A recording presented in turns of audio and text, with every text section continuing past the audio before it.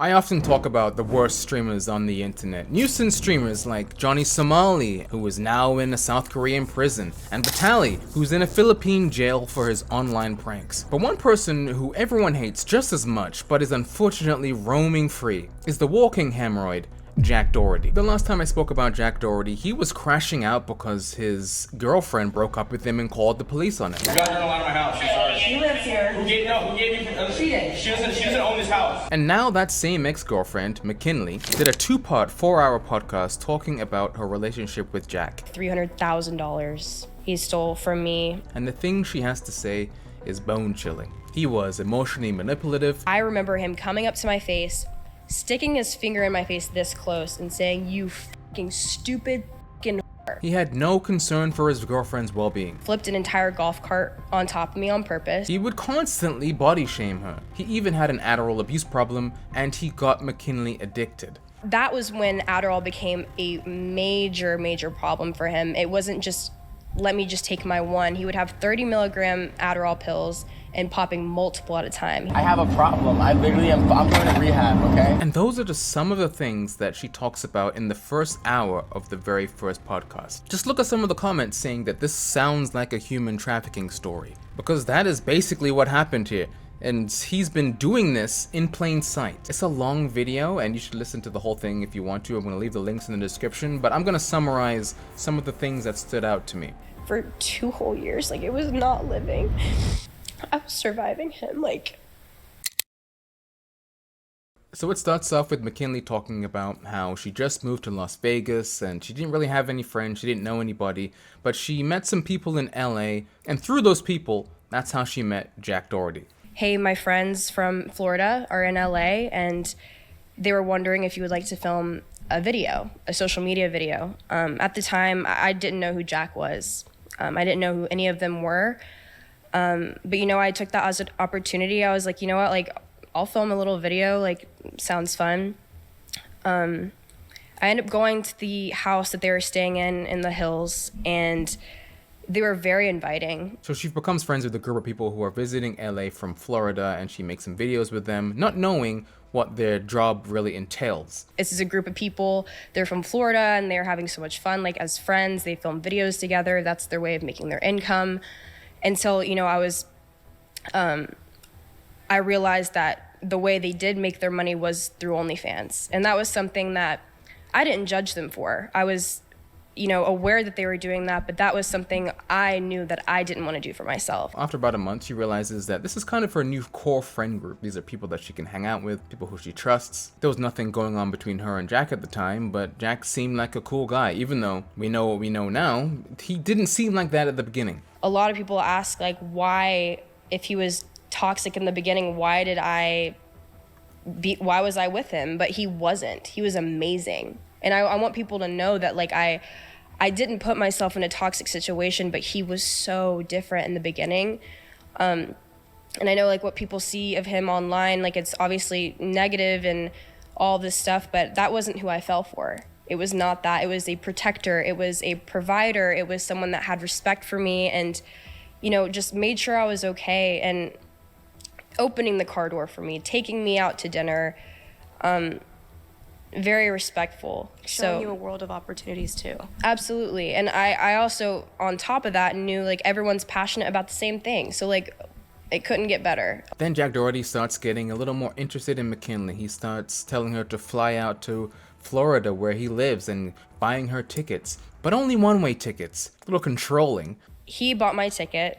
Again, I also want to say it was always one ways.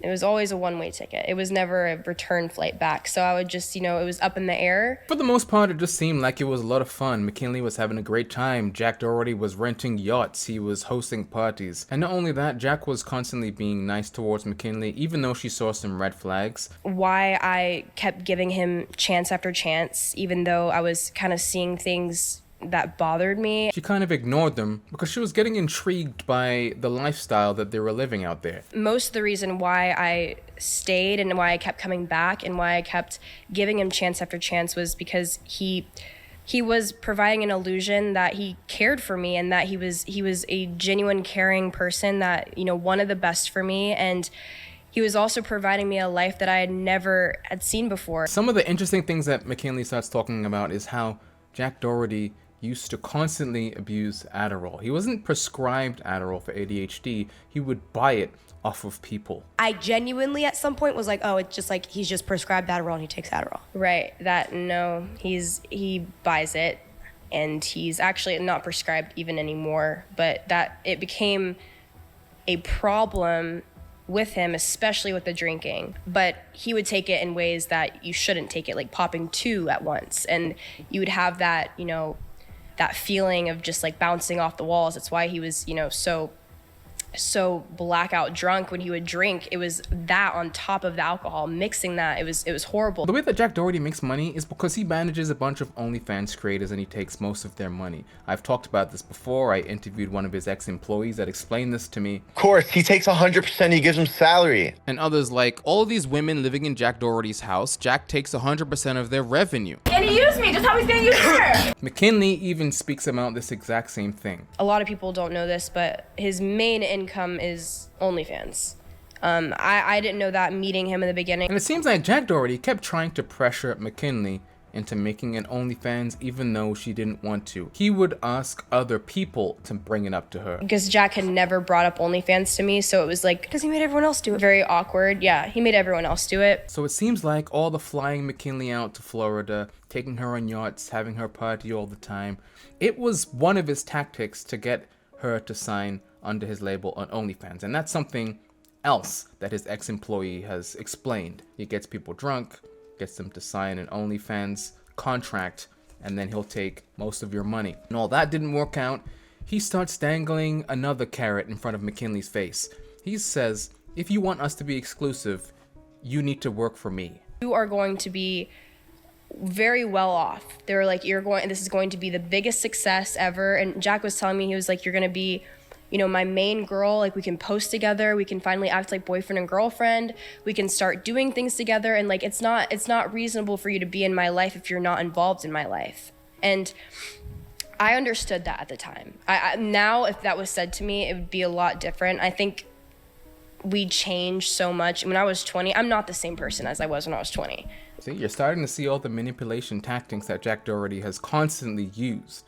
And this isn't the first person he's done this to. Not even just Claire. He obviously just goes for the young girls. And Claire actually signed when she was drunk on a boat. And she's not allowed to drink. This girl was 17 and Jack waited months for her birthday to get her drunk and sign a contract on a yacht. He gave me the contract, and he basically just said, sign it. I read through it, and I didn't like how it said, he owns all of my social media accounts, because again, I had a following. I had 500,000 followers on TikTok. I had over 100K on Instagram. That was something I had built for years. And do you actually own all of my accounts, even the ones that I have? And then he was like, no, the contract means nothing. Like, we can change anything, but it's whatever, just sign it. So I signed it. And then first words that came out of his mouth were, you're now Jack Doherty's girlfriend. And that was the day that we had a label. So after they officially started dating, it seems like Jack Doherty completely changed. He was no longer respectful towards McKinley. He would use her for the butt of his jokes. The second I signed to him and gave him, access to my accounts and all of this stuff, the disrespect started showing. Like, he was not as respectful as he was in the beginning. A dinner, you could forget about it. We never went on dates. We never did anything like how we did in the past. He was strictly just, content. And she also talks about how she had an Adderall addiction because Jack Doherty was constantly doing Adderall to work. So I was like, how do you keep up with all of this stuff? Like, I'm exhausted. Like, how does your life, like, how do you continue to do this? And he was like, it's Adderall. Like, you should try. He was like, you will be successful. I'm not proud of it at all, but I had a horrible Adderall addiction dating him because of him telling me I needed to keep up with him. And also, it's like when Jack's face is somewhere, I was always there. I had to keep up with him without that substance. And when I did that, I felt more motivated, and it gave me a feeling, I'm not on it anymore, thankfully, but that ruined my life. I couldn't function without it. He would wake up in the morning, he would take Adderall, he would get her out of bed, they wouldn't eat. When he did it, I would do it every morning before I could even eat breakfast. I did it because we needed to go downstairs and film as soon as, we woke up. We had no time to eat. He hated when people ate.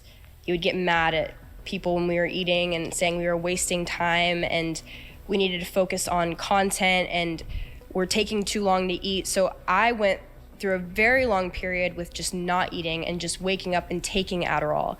And I weighed 140 pounds when I moved down to Florida. I wasn't eating for like a week at a time. So the early days of Jack Doherty's live streaming career, we've all seen it. We've seen the compilations. Somebody called and said you wanted yourself. I told you. Whatever, my chat's not gonna care what your chat's. Recording, I'm gonna play the camera. I don't care. Don't touch her. This guy. Oh, fuck. Wait, what did he do? I don't know. Wait, did he take? I didn't do anything. It's because we're all. It was completely chaotic. And the worst part about it was that people started grilling her for having an OnlyFans account, even though Jack Doherty is the one who pushed her into it. OnlyFans was very new to me. It was something I was very insecure about. That was something I got to a point where I was like, I can't even look at you in the mirror, like to myself. I didn't know how to tell people. I didn't want people to know that about me in this moment. And while he was streaming, he would have these people come over and grill me and say, you're going to hell, you are a whore, like just constant degrading comments, which made me overthink a lot of things. And all this is happening on live stream. So it's not only, just happening in private, but these things are getting said to me, and all while Jack he's mistreating me, he's actively cheating on me, telling me it's all just for content. I was so emotional. I was crying constantly. Like, it was bad. Like, Jack Doherty would degrade women on camera. He would black out on Adderall. I started to not really show my face and just hide in my own room because, if I went downstairs, I could possibly be in an altercation with a girl that he called a whore.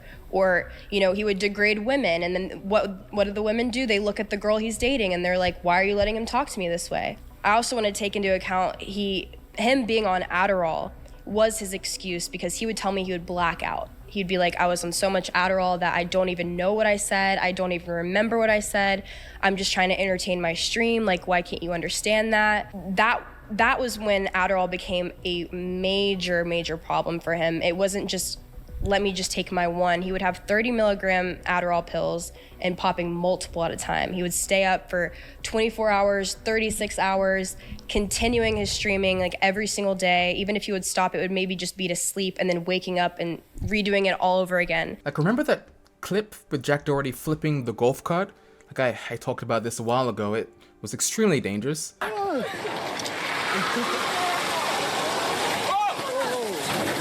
McKinley was in the passenger side of the golf cart. She had to go to the hospital because of that. Apparently, he flipped it on purpose. He flipped an entire golf cart on top of me on purpose, and it was for a clip. I know that because he was trying his best to flip it, and you can see in the footage, the only thing that he was looking for was the camera to see if they got it. He was just worried about getting the good clip and seeing it on TikTok, not making sure I was okay. I knew I needed to go to the hospital, but he had prior obligations to go on a yacht with Antonio Brown, so it wasn't a priority. He would constantly put her in dangerous situations. There was another story about how Jack was like, oh, you know what? I want to go stream in Compton. It's called The Takeover. People would steal cars, they would do donuts. This is new video tonight of a violent end to a street takeover in Compton when a car slams into the crowd. Jack thought it was a good idea to go to one of these takeovers and do a live stream there. But McKinley wasn't really comfortable about being in this area, so she wanted to stay in the Sprinter van. And while she was in the Sprinter van, she got held up at gunpoint. I think another huge thing was me getting robbed at gunpoint in Compton. She got robbed, and Jack Doherty just wanted to continue streaming for content. The robbery was not on camera, but after the fact was. What'd they do? What the fuck? Got robbed? Yeah. Wait, what'd he do? I don't know. Wait, did he take your stuff? I think. He refused to shut off the camera. He refused to stop his live stream. He was laughing about it, saying like, well, you're gonna wake up tomorrow and like you're gonna wake up to all these TikToks and like these viral clips. And I'm like, Jack, I don't care. I'm like, everything is content. Like, I don't know what isn't anymore. It goes to show you that Jack Doherty just isn't right in the head. He's like content brain. He constantly thinks about content. He also has a weird fetish for crying women. But we were in the car, I start crying, and he found that very attractive. That was something that, it makes me sick. I would start crying in certain situations, and he would just say how beautiful and hot I am when I cry. It's so sexy. He loves to humiliate his girlfriend all the time. He could cheat on me, it didn't matter. It was for content. He got a girl to twerk on him. He would flirt with them in front of me, make me look stupid. He would buy a fucking sign at the club saying, McKinley, I'm breaking up with you, in front of a bunch of people. Just humiliation. And inviting these girls over and saying that, you know, he wants to fuck them. And then them not knowing that I'm the girlfriend. And then, you know, I look dumb. And I would tell him that constantly. I'd be like, you make me look dumb. On top of the emotional manipulation, saying things like he's gonna break up with her if she decides to do something like go to Coachella, he also had a lot of financial dominance over McKinley. He would actually tell me that he would just cheat on me. And I knew when I went back to Coachella what he had done, and I was like, I don't want him to cheat on me. Like, I'll just stay here. And he instilled that fear in me. I don't know if he would have done that. He did isolate me. And had now financial dominance. Yes. It sounds like things started to escalate. It was no longer just verbal abuse. Things got physical as well. I remember him coming up to my face, sticking his finger in my face this close and saying, you fucking stupid fucking whore. And I looked at him and I was like, we're done. Like, I'm done. And I got up, I started walking, and that's when he put his hands on me. For the first time ever, it had escalated not only to emotional and mental abuse that he's put me through.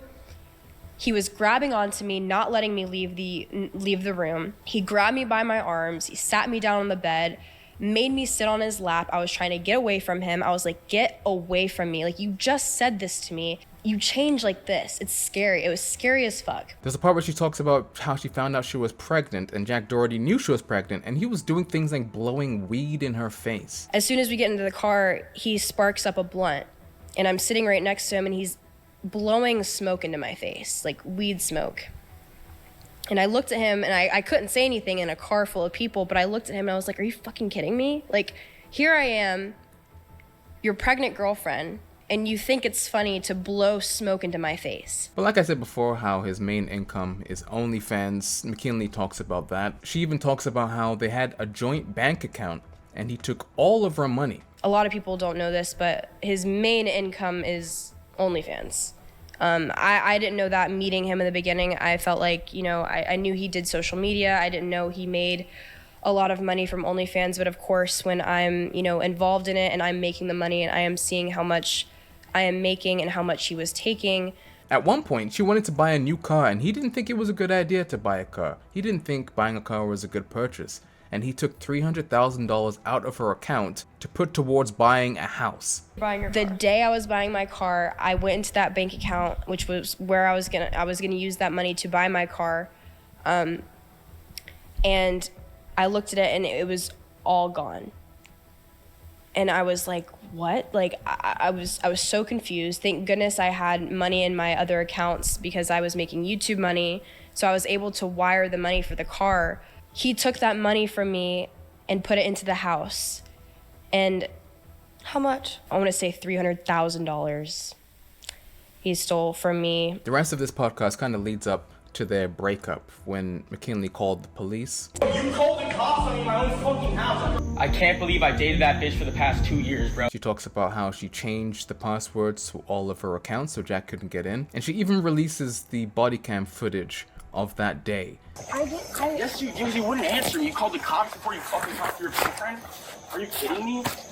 How the fuck are you doing that? It's really insane to see that this has been happening for 2 years. From the start of their relationship, when he was courting her and telling her to come to parties, and then he got her to sign to his OnlyFans, to now when she had to call the police to get her stuff. Seems like McKinley has gone through a lot, but it isn't really anything new, because every single time someone makes a video on this, other people that say that Jack Doherty stole money from them, it seems like no one really pays that much attention. It does seem like there are some articles talking about this. Complex, MSN. Doesn't seem like he's responding to anything. He's kind of just ignoring everything that's happened, talking about the golf course that he's making in his backyard. But it's good to see that McKinley got out of the situation and she's talking about it. Every single comment is in support of her, but hopefully this is the thing that kickstarts Jack Doherty's permanent downfall. He's banned on Kick. Oh, that's great news. Still got 10 mil on TikTok. See, not so great. When did he get his Twitch back? What is Twitch doing? Anyway, thank you for watching this video. Make sure you leave me a comment down below and be sure to tune in next time.